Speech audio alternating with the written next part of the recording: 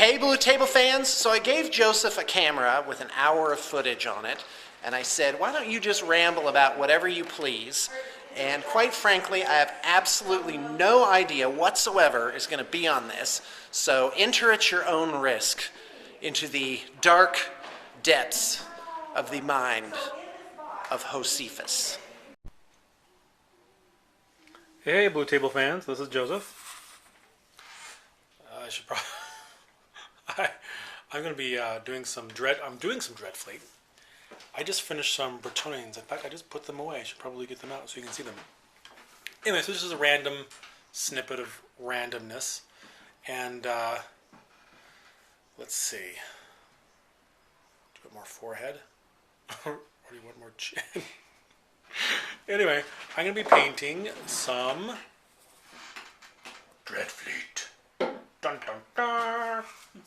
And of course the box is upside down because it doesn't matter because I'm looking at colors. So this client is actually asking for the exact dread fleet colors scheme. And I'm here with my lovely assistant. Lovely assistant. Hello, lovely assistant. Hi. Girl. Oh wow. Anyway, so we're going to record randomness. But usually randomness doesn't happen like Dance Monkey, you know, so either way I think that's okay. Hold on a second, I might have a cat wandering around the background. Anyway, this is my home, extremely either A, unprofessional and informal, or B, highly personalized, sophisticated, and pricey. There we go. I like the second one, so we're going to go with that. Hold on a second.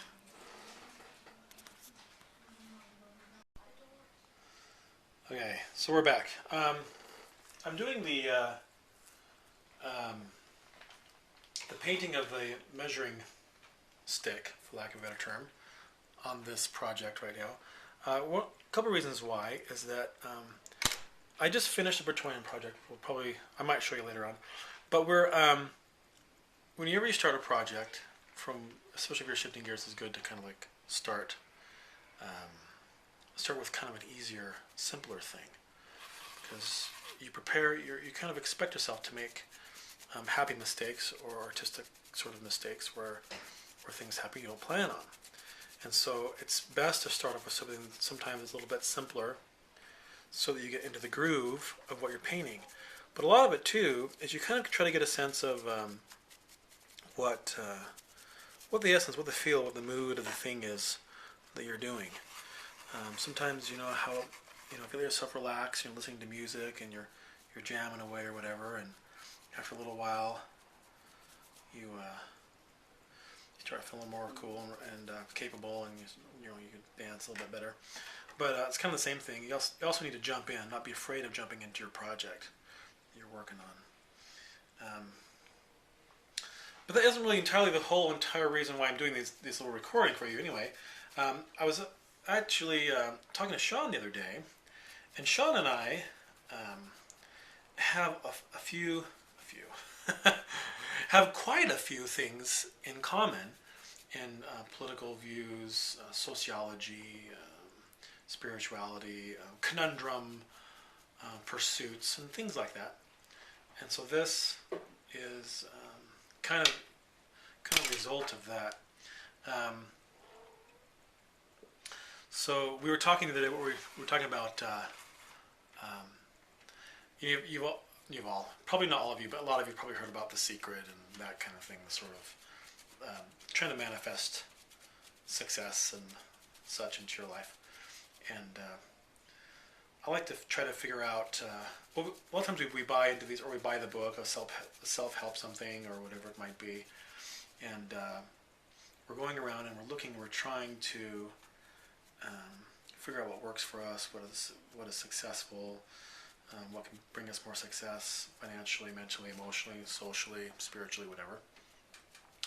And a lot of times what we do as a person who is unsuccessful, we build a diagram or an outline of a reality on on people who are successful, building that from the paradigm, though, however, from someone who's not.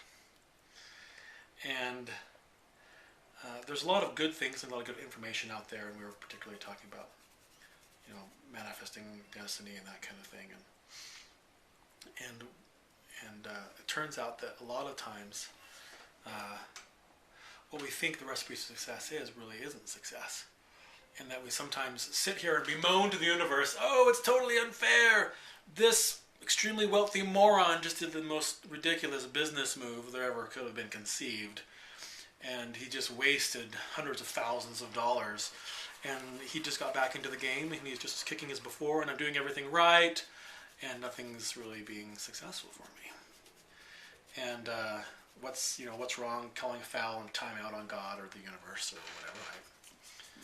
But it turns out that a lot of times the paradigm that we're running from and how we're defining success from an unsuccessful position is inherently flawed. It's kind of like I call it the Disney princess phenomenon. We all are very familiar with all the Disney princess sort of movies, and they're really fun and exciting.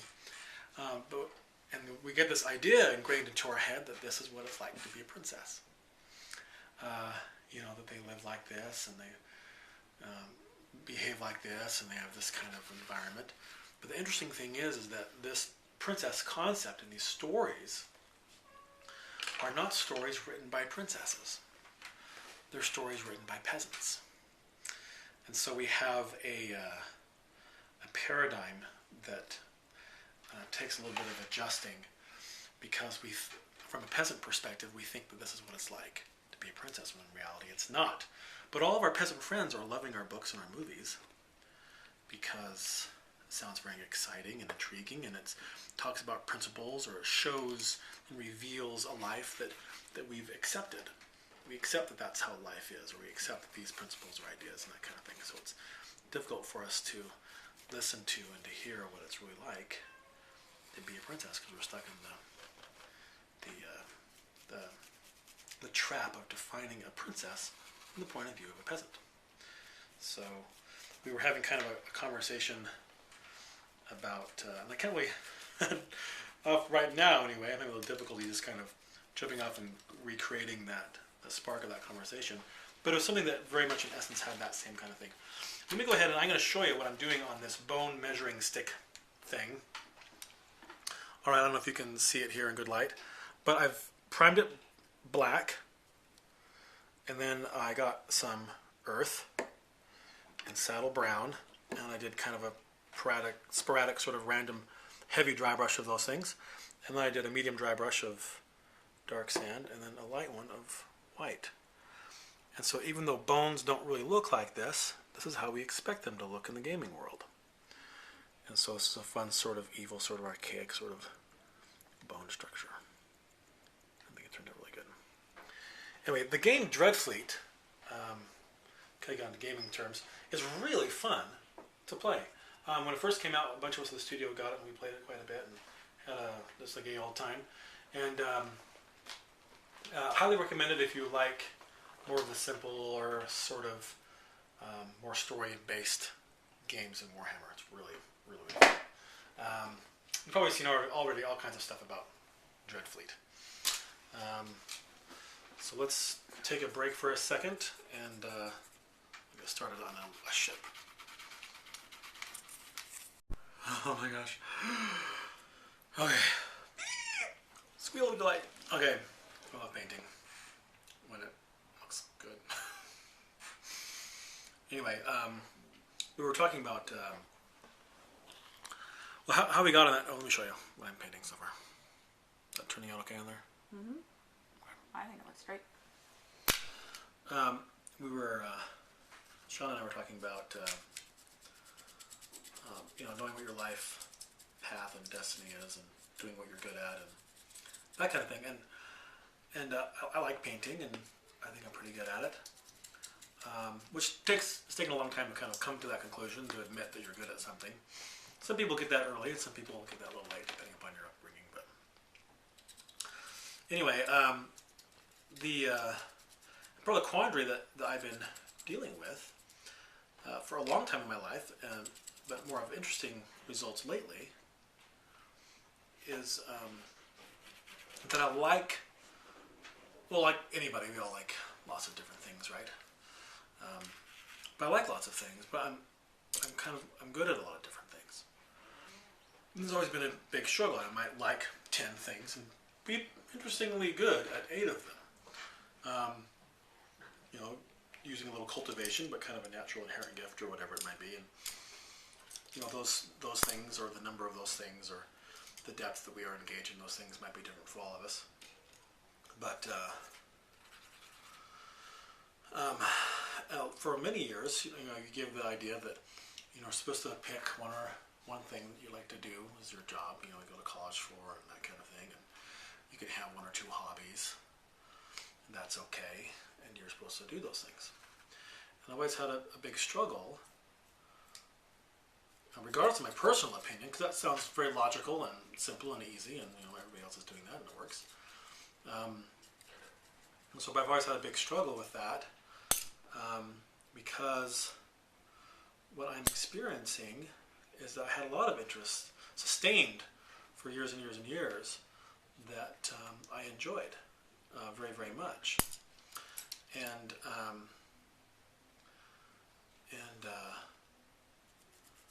this is so much fun. I've just got to say. Oh my gosh. So I'm painting this ghost ship. I'm going to be kind of random, and I'm also going to be sort of work related. Kind of all mixed into the same thing.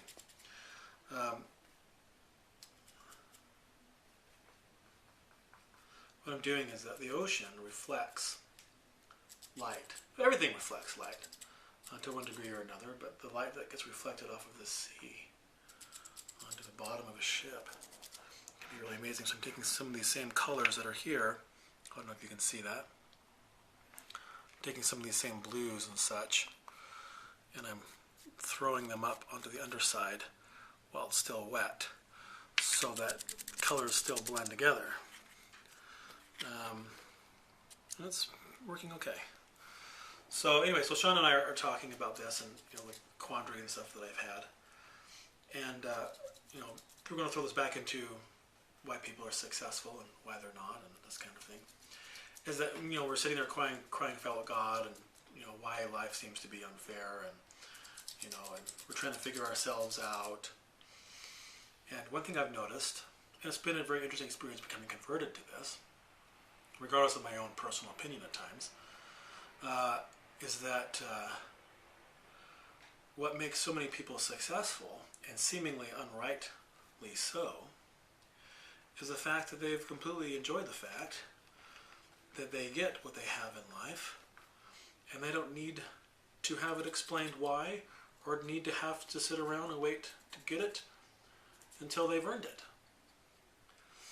And it's a philosophy that has been taught for a long time, that we have to wait around and wait for these certain kinds of things, or be a certain way, wait for these certain conditions to come into play before other conditions come into play. And when you look, and we're standing there in line, starving with our little survival kit up to the table of fun feasting of life, and you got this jackhole, we seem to say, who comes into the door, oh, holy crap, look at all that good stuff. And he waltzes right up to the table. I'd like to have 5 of this, and 9 of these, and a couple of those, and later on I'll have some of that, and that, and that. And he goes to the table and orders. Well, all of us good little boys and girls have been sitting there in line, starving for generations with our mothers and grandmothers in front of us.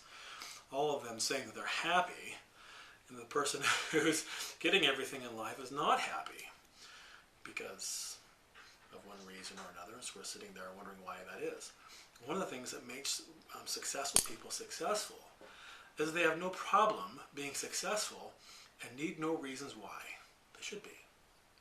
Which is very, very interesting, because whether you're a Christian or not, if you've lived in a country that is kind of framed on Christian ideals and principles and this kind of thing, there's a widely held concept, and this isn't exclusive to Christianity, but you know, most of us here in the U.S. are listening to this, and that's kind of where the U.S. comes from. We have this idea. We have this story, this really cool story called the Parable of the Talents. And so if you're familiar with the Parable of the Talents, great. If not, I'll kind of give you a short little rundown.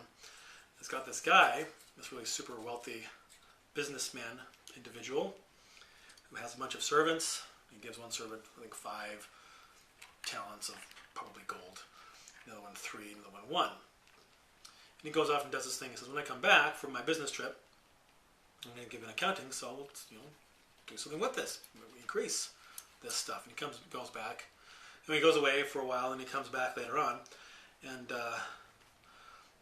the story has it so that this, the two, the one with the 5 and the one with the 3, they get all this great progress, and they increase their talents. And there's lots of little videos actually out by this, and it implies a lot of philosophies and life ethic positions on these two people who are approved of by this master who comes. But none of that stuff, interestingly noted, is ever disclosed in the parable. There's a lot of Disney princess assumptions as to what makes this happen. In fact, the parable is so essential and so interesting on this principle that it never talks about what the first and the second servant actually do. What they did was completely irrelevant. The story is actually about the third person, who, when he comes back and the master looks at him and he sees his 1 talent. A talent is a lot, by the way. It was like a measure of, like hundreds of thousands of dollars in our day and age. He comes back and he asks him, so what'd you do with my money that I lent you? He's like, well, I was afraid, because I know that you're a hard man, and you reap where you don't sow, and you gather where you don't straw. And I've got a problem with that. I don't understand that. It's confusing. You're a hard man to understand. And the master is very interesting. He's like, after he says, like, well, why didn't you do anything with it? You could have at least gained interest on it. And that's when he says, you're a hard man. You reap where you don't sow, and you gather where you don't straw. And he's like, you're right. I am a hard man. And I reap where I don't sow, and I gather where I don't straw. Give me back my money, sit in your coffin and rot. It's pretty much what he says to him. And the idea was very, very simple, although we've kind of Disney Princified the story to say what it really doesn't say. The idea was this: I have completely accepted, and I'm totally fine to get things where I technically, according to everybody else, don't deserve them. That is the fulcrum of the paradigm of the person who is successful and not. There's actually a couple of these, and that's one of them that sits there. The idea that I am perfectly fine getting something in life that, according to all of you, I didn't earn. And I'm legitimately okay with that. Oftentimes we sit there at the guy who gets the girls, and like, the guy's not nice. He's a jerk. He's not even very rich. He's not even technically very good looking. But why are all these girls climbing after him? And we write these books about how to get girls. And there's some, good principles or whatever that get thrown around. But the bottom line is the guy does not care. He is perfectly fine with the fact that he is getting girls for no apparent reason, and he has no qualm about it, legitimately so. And that's why it works. Which is why you have somebody who has a below par idea, business model, or whatever it is. Methodology is crazy, completely inefficient. And they're dominating the market. While somebody who has an amazing product or an amazing process is not. Why is one person dominating the market and the other one is not? Because one is perfectly fine with that. And it makes a big, big, big difference. And one of the things that also is a fulcrum to the difference between people who are successful and people who are not is people who have legitimately accepted and embraced who and what they really are. Oftentimes we have this variety of options that the world says it's acceptable for you to be this way. And so we're like, okay, a lot of those things are acceptable. And I like these 5. I'll pick this one right here, and I'll do that. When in reality, that may actually not really be who you are and what you are all about. Sometimes as well, society says, in order to be a rebel, this is how you rebel. So we're like, oh, okay, well, I'm going to go rebel and this kind of thing. And so a lot of the things that I've been kind of stewing on and wondering on, I think making pretty good personal progress on, is it's kind of I don't know, it's ballsy too, unprofessional to say, I think. Kind of really bold idea is to, with a lot of internal bravado, and it takes some time, it seems, to actually truly accept what it is that you are, and what it is that you do, and what it is that you want to do. And if you don't know, completely 100% wholeheartedly accepting that. Just as the guy who's sitting there being successful in this particular branch in life has completely accepted the fact that the person is successful. And they don't really need to know why, or they don't really need to care why. The complete acceptance of who and what you really are, and what you're really designed to be, is what brings who you really are and what you're really designed to be into play and into focus for you. And when this person surfaces in society, we love it. We praise it. We celebrate this kind of person's kind of success. And we like to see these kinds of things. But oftentimes we forget that what makes this person so successful is they're brave enough to define a princess for what she really is, not for what society has accepted her to be. And the same thing goes, to himself or to other things in life. And not putting a price on things. At the basis of all contention and conflict in the world is the concept that there's not enough. There's not enough money. There's not enough sex. There's not enough romance. There's not enough power. There's not enough position, or that kind of thing. The idea that there's not enough, especially if you look at a toddler, or a small child who's fighting, or a warlord or whatever, is that there's not enough for me, so I'm going to try to have conflict and try to take it away from you, or this kind of thing. But we embrace the idea that there is enough, and things don't need to have a price. They can just be that way. If you look at all the great people who amazingly succeeded, it's because they created their own rules, their own reality, and they were amazingly successful. The people who were amazing failures are the ones who failed vastly disproportionate to the amount of effort they put in to fail. The people who succeed are always succeeding disproportionate to the amount of effort that they put in to succeed. Because you reap where you don't sow, and you gather where you don't straw. And if we start putting a price on things for our own success and defining ourselves, or for the success of our business or endeavors or that kind of thing, then we enter into a conflict into ourselves. And it's very destructive, and you just observe human nature in general, and that's where our issues, a lot of our issues really stem from. So the nature and the ability to accept who you are, even if that means that you put down who you thought you were and who you thought you should be for so long, it's a very brave and bold and enduring and challenging thing to do, but it's well worth it. Because at the height of every success and the depth of every failure, that's one of the things that is always constant and always present, regardless of our personal opinions and our thoughts and feelings and how it should be. It actually is what is that goes on. So anyway, that's kind of a bit of randomness for you. Let me show you the ship that I'm working on. So this is a ghost ship coming up. You'll see, I'll probably come through with a bit of white, more white on the caps of the waves, and you'll see how the light kind of comes up underneath. And also gives the look like this has been rotting at the bottom of the sea and it's kind of coming up. Turn out clear, okay? Just about clear. Clearish. Not the best.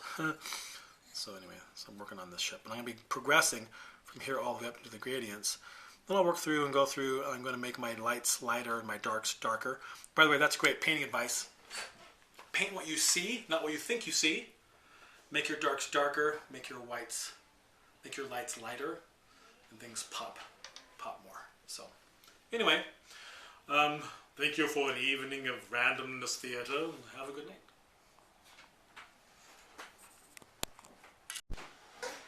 Okay, so this is the ghost ship in its finished condition.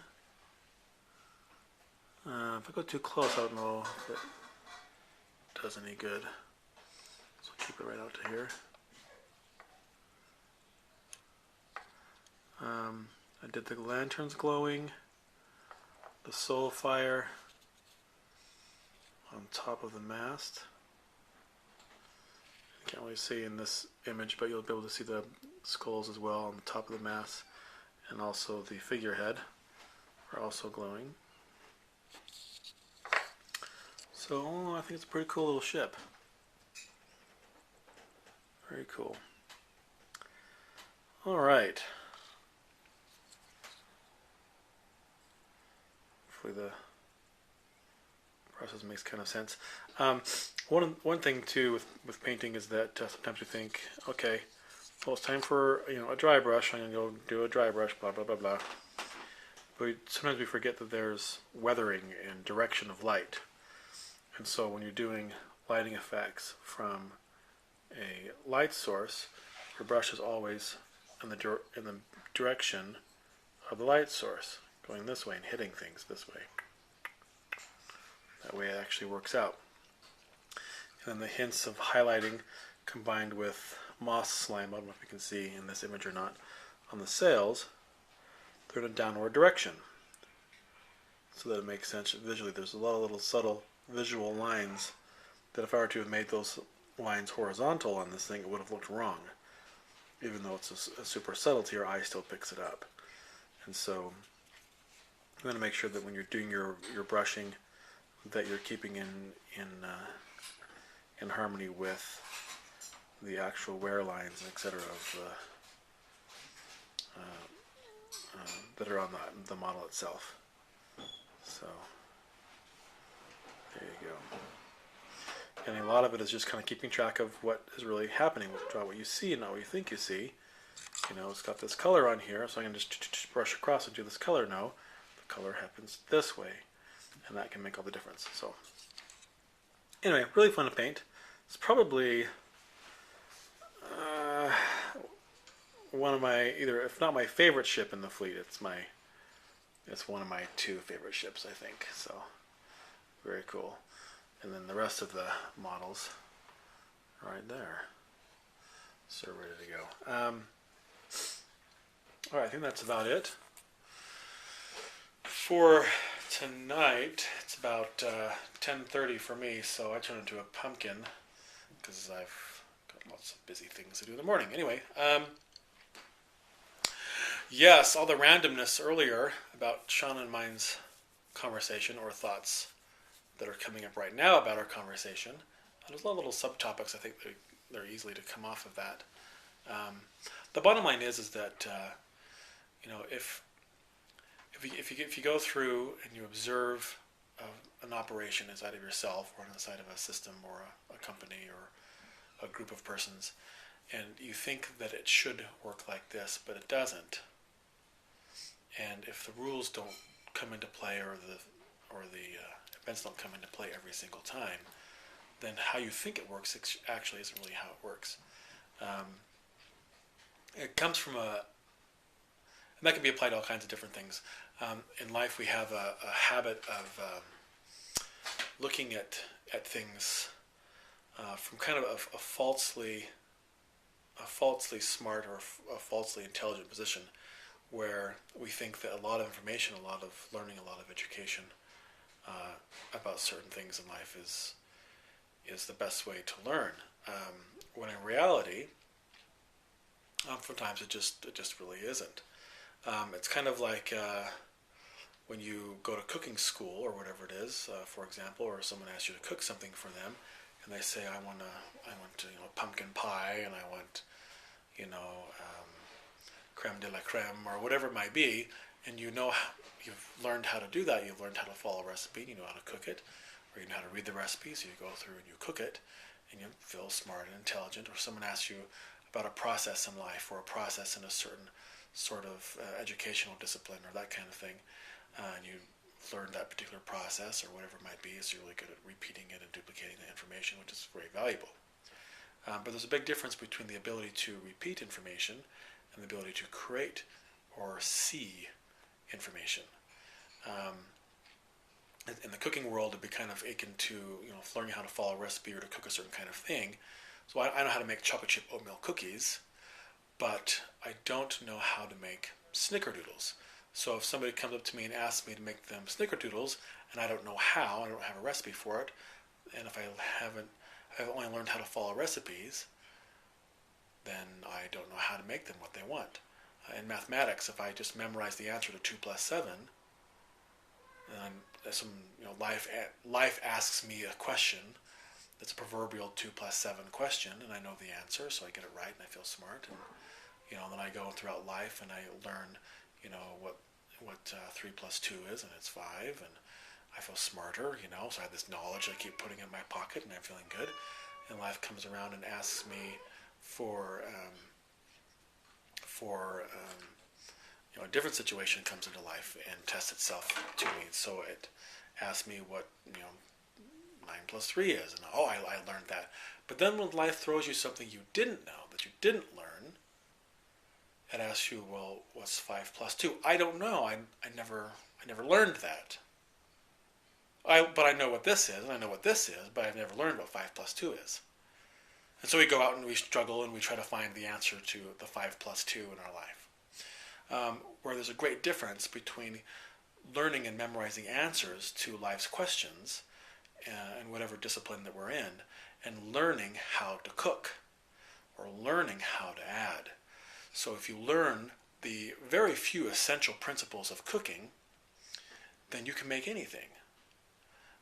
Or if you learn the very few essential principles of addition or subtraction, then you can add anything. You can subtract anything. Instead of feeling falsely smart and kind of puffed up in the rewards of, oh, you know this, and the rewards of you know that, that's one kind of education, and it's important and it's good. But the other kind of education, which is exceptionally rare, which is usually the kind of education that's sought after to be taught and is introduced to a student in like a doctoral sort of degree level, is the ability to create information, to create variations, and to transform and to cook something that's never been cooked, because someone comes to you with a request in life, or life gives you a request about a certain direction, and you know how to cook, so you can come up with an answer. But if you're going to go around with just a set answer to certain things or possible variations, you're fine as long as life hands you no curves. So there's an essential aspect to any kind of point where we study the philosophy of life or relationship to ourselves or why things are the certain way that they are, that if your method does not give you a reliable solution every time a variable in that problem comes up, then you should check your methods. And so I'm talking in extremely applicable broad terms, nothing really specific, but anyway, it's kind of a great way to check and see how your life philosophies are measuring up to you. Sometimes we lower expectations, like in psychology we like to manage a problem. Well, managing is fine, and it's good and it's useful, but the resolution of a problem is even better. And so we want to make sure that we find resolutions and avoidances.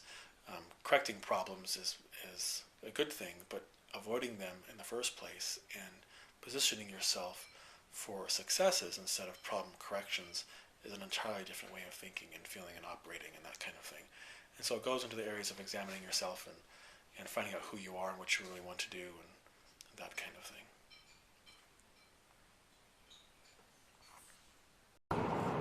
Hey, hey, hey! Good morning, Blue Table fans! Well, we're driving, I live in Salt Lake, so I'm getting on the freeway right now, early Saturday morning, to go to work. Anyway, so last night, That means this could be bumpy. this could be bumpy, yes. I'm not holding the bumpy camera now. because I'm shifting gears and watching traffic. I should have a newspaper and a cup of coffee and... No, not a newspaper, an army book and a cup of coffee, then I'd be like Sean. No, he doesn't drink coffee. What would he drink? I don't know. I don't even know what he drinks. Hot cocoa. Hot cocoa. He's got hot cocoa stains all over his army books. Oh my gosh, I cannot keep this still. Sorry, everyone. All right, so I wanted to finish off last night's little thing with there's, talking about, accepting legitimately who you are and being completely fine with the fact that you don't have to wait around for all of the things that you've adopted and society has told you need to happen to make something happen. You need to absolutely accept and enjoy exactly who you are and quickly define who you are, not the compensation part of yourself. And I think that's one of the reasons why Sean is so successful in what he does, is that, and this is why I think a lot of people are successful in what they do, and oddly enough, it's something that women like in men, is they like this confidence thing. There's a chick flick called Hitch, where one of the points that Hitch brings up during the movie on how to get guys, how to coach guys to get girls, and he says, you can't use what you don't got, or you can't bring to the table something you don't have, something that you have to absolutely 100% be who you are, not your compensating self, and that brings a lot of confidence. The thing is that we oftentimes hear a lot of really, really good principles and things in life, and we feel kind of connected to them deep down inside, but we don't, and it feels good, and we try it out for a little bit, and it works for a little bit, right, and then it fizzles off, like a ball bouncing, losing its energy.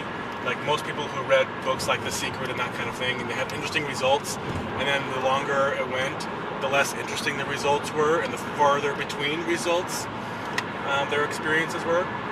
So it's a similar thing, is that what makes a true principle really work is you have to take it absolutely 100% literal for what it is.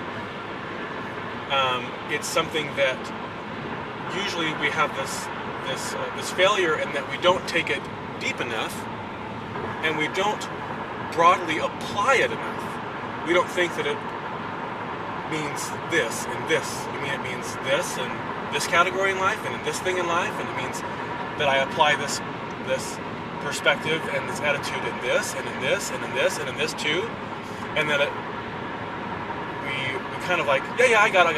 Let's try it, and we kind of brush over it in our minds.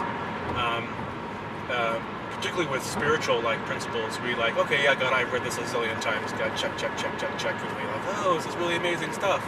It's completely cool, and I know that it works, not because I've had any major significant results as described, but down inside I feel something amazing, and I do get a little bit of results. The hitch is that we don't actually take it literal enough, and we don't broadly apply it enough, and that's where a lot of these amazingly great spiritual or mental or emotional or social or whatever truths, we miss out on what they can deliver to us because we don't really believe it.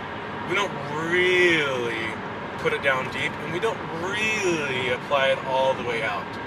So we have this great thing that we acquire, and it doesn't work. And after a while, we kind of give up, or we settle for a below par function of it, and we think that that's okay. When in reality, it's not. And another problem that we run into as well, especially in the wealth, power, and influence sort of arena, is that I'm sure this is true throughout all cultures, but particularly throughout old Christian Europe and this kind of thing, is that the peasants were taught by the priestly class or whatever that you're supposed to be poor, you're supposed to be miserable. So people who wanted exclusive power, kind of like in our day, taught either directly or passively to hate the upper class, and we get that in our day and age now as well. Us, the peasant class in our countries, were taught to hate the rich, that the rich are doing all this, and the people who want power are bad because of all these things, etc., etc., etc. And we are, even in our media, all of our movies, who's the hero? The poor boy. Who's the villain? He's either rich or he's a scientist or both. The guy is intelligent, the guy is wealthy, powerful, and influential, and the hero is always a poor peasant.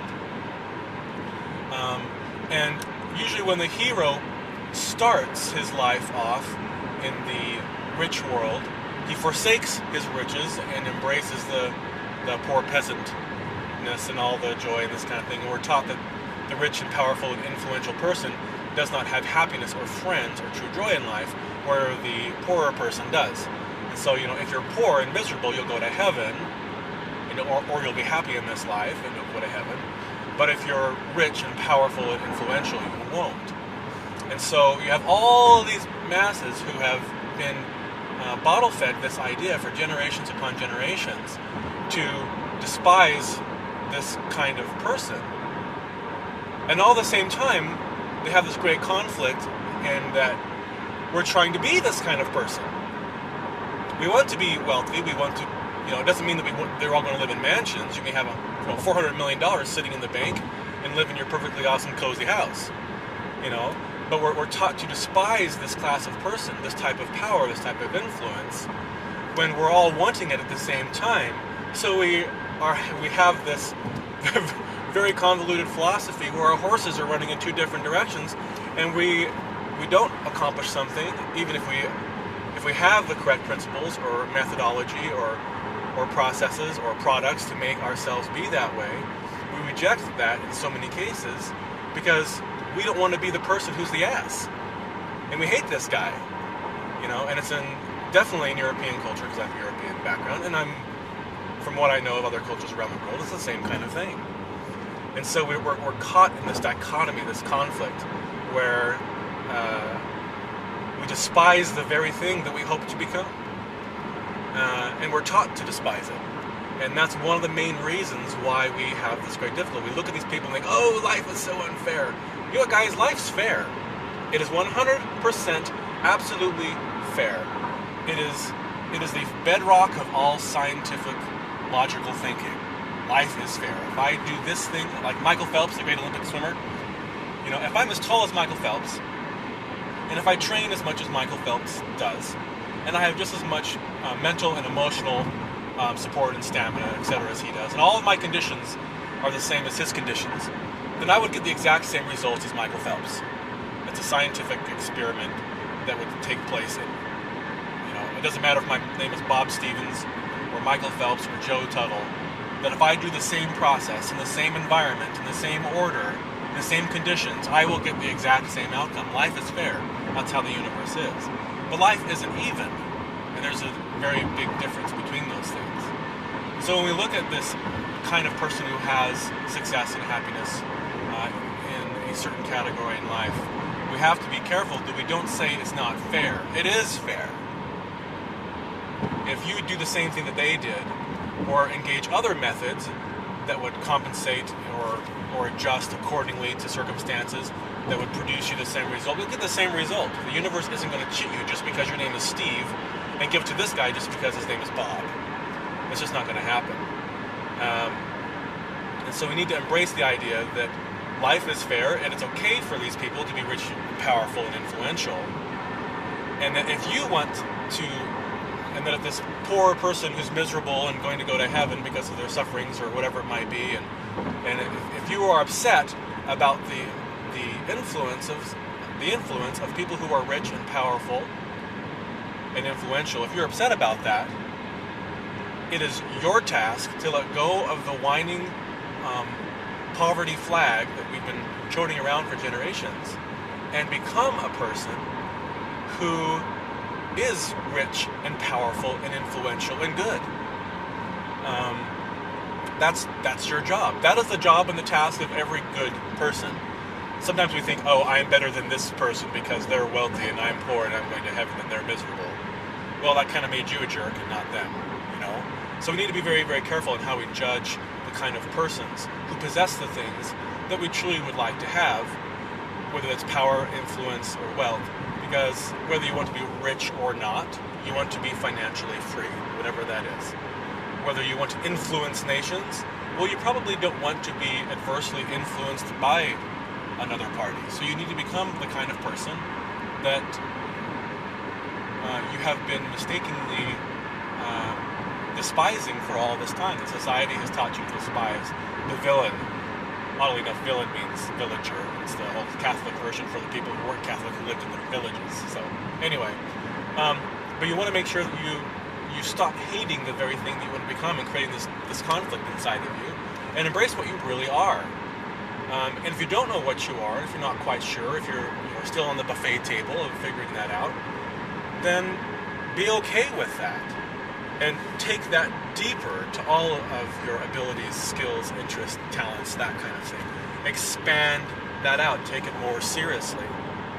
We live our lives too superficially, and it's a great distraction to us, and it contributes to the reason why we have such difficulty in succeeding and prospering and all this kind of thing. And it's something that we whine about a lot, but it behooves every good person to become powerful, wealthy, and influential.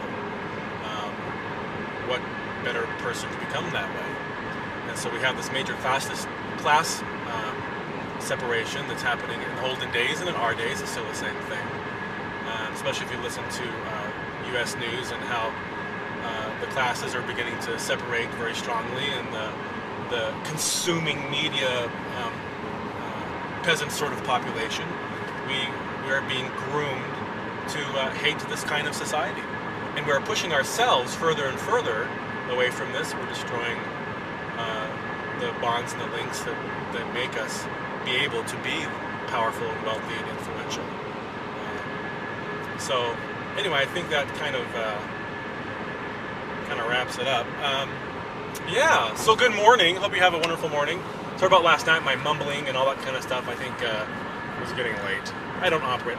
I'm not old. I'm just older. I don't operate very well in the evening. I mumble more. Anyway. Well, I hope you guys have a great day. Happy painting, and may all your gaming dreams come true. Game on.